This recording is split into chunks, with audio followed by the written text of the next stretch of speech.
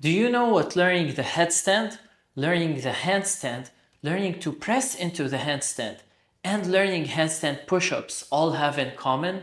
It's that they're all going to be covered in the second episode of Lessons for My Students, where I share actual lessons that happened with my students in this current week.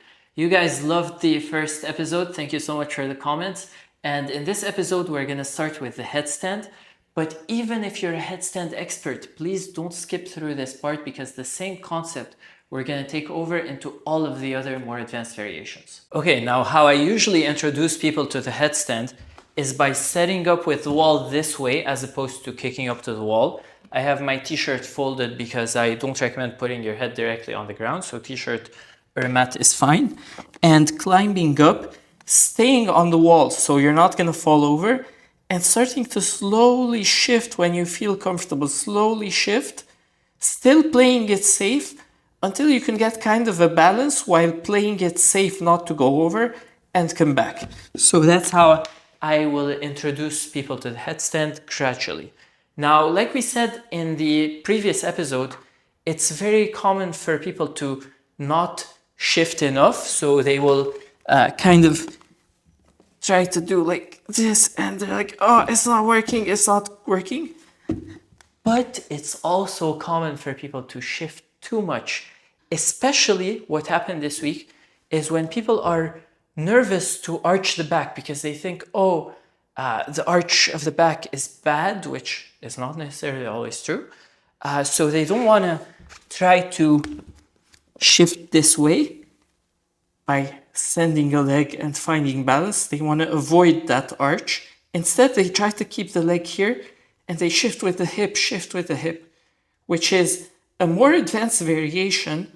But the problem with this version is as soon as you lift off of the wall, the hip is a bit too far this way and becomes very easy to roll over. I actually, in this case, recommend people start with the arched back variation, reaching over with the leg, right? So if you're shifted on the wall like this, you need to send something this way to help you counterweight. And instead of sending only the hip, and as soon as you lift off of the wall, it's very easy to roll, I recommend just sending the leg. And even if you have a little bit of arch this way, you can kind of feel the balance while the hip is still in a safe location. Now, many times, people will keep the hip too much this way and I kind of have to teach them the other way, especially we'll see how it's related to handstand soon. But film yourself and watch yourself and see which one you're doing. Ideally, you'll get to a point where it's more balanced, so you're relatively straight and you're not shifting too much with the leg and you're not shifting too much with the hip. You're kind of balanced like this. But it's hard to orient yourself upside down in the moment. So I recommend you film yourself, check it out, and compare.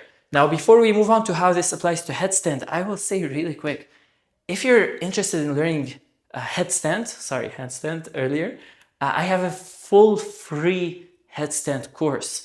The only difference between this free course and like my subscription community is that in the subscription, you can kind of upload videos. I'll tell you what's going on. You don't have to watch a million videos because I'll give you exactly what to do. Whereas the course is more, self-study. And in the community, you get access to way more stuff, weekly, 2 times a week, group calls and all that stuff. So check out either the free headstand course or the community. And next, we're going to talk about how this applies to handstand. Okay, so in handstand, you now have more options because the shoulders and the elbows are more free to move.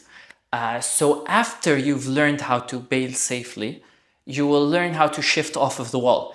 And in the same way as in the headstand, this can be done by kind of shifting with the leg until the leg balances the other leg and you're balancing. Or it can be done by shifting with the hip until the hip balances both legs and you're balancing. Or now also it can be done by shifting with the shoulder until the shoulder balances everything and you're balancing. Or you can do like a combination. So maybe the leg a little bit, the hip a little bit, the shoulders in the other way, and you have like a beautiful shape like this if that's what you want. And the same techniques of shifting off of the wall will be the techniques that you use to save a handstand if you underkicked or if you're falling that way, and also will be the techniques that you use to fine-tune the balance in addition to the hands. So just a quick recap to set the context. Now here, again, the most common is people are a bit scared to move with the hip and they'll try to go with the leg and the shoulders are back and they're scared and they're like, why is this not working? And maybe their first handstand is a little bit like this and it's so heavy. And what I do with those people is I teach them, like in the previous episode, to shift more with the hip and to get that nice straight handstand. However, the more you teach, the more you see different cases, and I don't want to just cover the generic stuff. So this week, even in the same week as we had this issue with headstand, I worked with someone who is, again, by default, shifting a lot with the hips, so kind of like this. So when the headstand comes, it feels a little bit like more straight in the shoulder, but more crooked in the hips, and they feel a bit stuck with the control. Now, actually, for most people, I have to force them to do this because they do the other. But when you do this, I kind of force you to do the other because there's not one way. You need to know both. Handstand is not like a rigid practice where you only got to do one way. So what I did here is I told the person to kind of go from their default way to balance and come back to the wall, drop the hip, go more with the leg and balance that way, or even like this, or even work onto scorpion. We didn't do that yet, but we're gonna do that next. And immediately she felt like, wow, the balance feels different. I feel a bit more safe and have more options and control. And actually, I know I'm covering stuff for this week, but this reminds me of something that happened a few weeks ago, and now this week, actually today, I posted on my story, probably by the time I post this video, it'll be in the highlights, this person unlocking multiple presses. So I did work one time with a person who's like this, and she's also flexible and strong. So she, before I even worked with her, was able to do like a straddle press, but would get stuck here. And whenever she tried to go up, she would like, oh no, and fall out of it. So when we worked on that version where the hip is back, not only was she able to go all the way with the press to a beautiful line, but she now does like press, come down, come up, come down, up several times, and she got 10 out of 10 pike presses in her Ashtanga practice. So this also applies to press to handstand, where if you kind of use your flexibility a lot and get stuck in that low legs position, which again is not most people. Most people get stuck at the bottom. So most people are getting stuck like here, and if they make it up, the rest is so easy, but people are different. So if you're stuck in the low legs position, the hip slide away will help. The training, the arched shapes, basically all of those shapes will help you get unstuck with those. Okay, now how does this apply to handstand push-ups? And this is actually beautiful. So I've been working with someone on handstand push-ups for a few weeks, and throughout that whole time, we've been kind of arguing where I say, you have the strength, you just need to fine-tune the technique. And he's like, no, I don't have the strength, I just can't push. And finally this week, he's like, yeah, actually you were right. I have the strength, I just didn't get that technique. So I will give you that in this video, and it's gonna be so amazing. So here's the thing. When you're in a handstand, you're balanced, you go down into the handstand push-up, you wanna stay balanced. And here, most people in general will fall that way. So you're in a handstand, you wanna go to a push-up, you kind of fall this way. And this is what we're gonna talk about right now. Now, what most people recommend is if you're falling this way, kind of like we saw earlier, you wanna send something this way. So here some people say, oh, don't arch the back, stay strict and send the shoulder that way. So what they end up doing is kind of something like this. So you're in a handstand and you go forward with the shoulder, you're almost at a 45-degree angle, and then you push back up. This is super heavy and very few people can learn it that way, even though can learn it at first that way, even though I know many coaches who kind of say, let's start with perfect form from the start. More seasoned coaches who's actually had customers who are actually successful we'll say at first it's okay to cheat by sending the feet that way. So that's not what I say, by the way, I'm just introducing it. So instead you will see people say like, oh, as you come down, if you don't want to lean the shoulders too much, you send the feet and then the feet help you come back up this way. As you can see, I don't practice that very often. I like to do these videos just one take, so I'm not editing out any mistakes.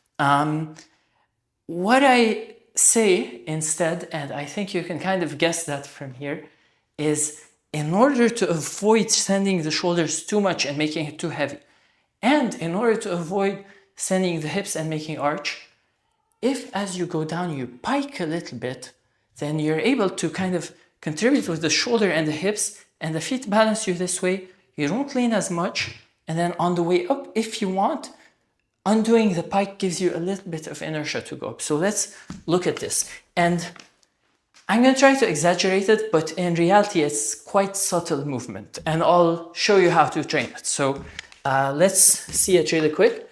So let's say I'm in a handstand like this. Again, I'm going to exaggerate it, but in reality, it's a subtle movement. As I go down, I pike a little bit, and I come back up this way. Now, I exaggerated this a lot.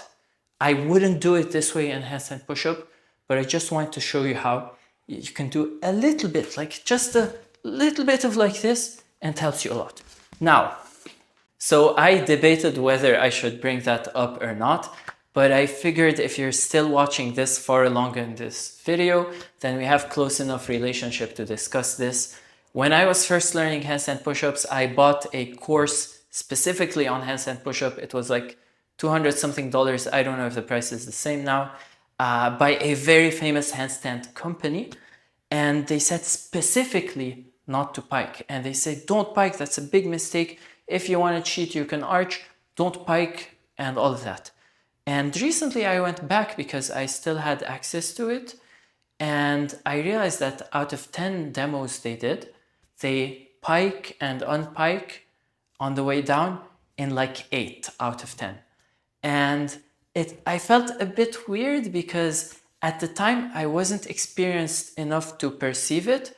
So I went off of their verbal recommendation, and I feel it limited me a lot. It discouraged me a lot. And I see that a lot with my clients. So a big lesson is to, first of all, like we have covered in both of these episodes, you can always look at the hands, the elbows, the shoulders, the hips, and the legs, and analyze what's going on. And second of all, when someone says something, check if they're doing. And sometimes you might ask them and they might say, yeah, you have to have the intention, but in reality, it might not happen, but also still that's valuable information to know. So I try not to do that with my products. In fact, I stopped selling a course. I did that for a short amount of time. Instead, I sell a subscription where it's a much lower price and you get to upload your videos and ask questions, and everything is updated continuously. And I bug you if you're not practicing. So really quick, if you want to check it out, because I recently talked with someone who's like, oh, I don't want to commit to paying a $30 subscription every month, but then they go and buy this $200 course. It takes half a day to go through, and you don't learn much, and you don't do much, you don't get any support. So check out my stuff if you want. And now I'm going to show you one of the coolest exercise to learn this hip correction. Of course, the hip slideaways remains fundamental, but in this handstand push-up is to do tuck headstand push-ups. And here, you probably won't be able to do it. This is much harder than handstand push-up. You don't need to do it. You just need to try it to understand the motion. So if you see someone struggling with pull-ups, you'll see that they kind of like arch on the way back and round on the way up, and arch on the way back and round on the way up, like a natural kipping motion. That same thing you can apply in the tuck handstand push-up. Notice I round on the way down, arch on the way up. And of course, when I said there's not going to be any cuts, the camera overheats right before the demo. So we took a break and here we are again. Again, notice I kind of round on the way down, arch on the way up, but it's not so much the arch as much as it is sending the hip like a hip slide away. So I will do it here. So I send the hip up, it helps me go up. I arch on the way down, I send the hip up, it helps me go up. I arch on the way down, I send the hip up, it helps me go up. Again, if you don't have tuck handstand, that's fine. It's just understanding this motion. You don't actually have to do these reps. You can just do one and like you can just try to do like this just to get the hang of it, which if you're working on handstand push-up, you should be able to do. So if you're just starting with handstand push-ups, just start kind of like curl and get that tilt. Curl and get that tilt. That is what we did that today in one of the calls on the community. So that is what I use to understand the motion. But once you understand the motion, just try to keep the upper body rigid, and on the way down, micro pike, on the way up, unpike. Okay, and if we apply all of the kind of lessons from this episode and the previous one, it's important to notice that even though I said this person had the strength but didn't know the technique, I don't want to imply that all of you have the strength and are just missing the technique. In fact, I think much more people can know the technique but be missing the strength. So one way to test that really quickly is in your crow to do the knee raises we did earlier. So just these, and when you raise the knee, you're not like dropping too much with the shoulder. That's a really great way to test. If you can do this, then you can get a kind of ugly handstand push-up until it gets prettier.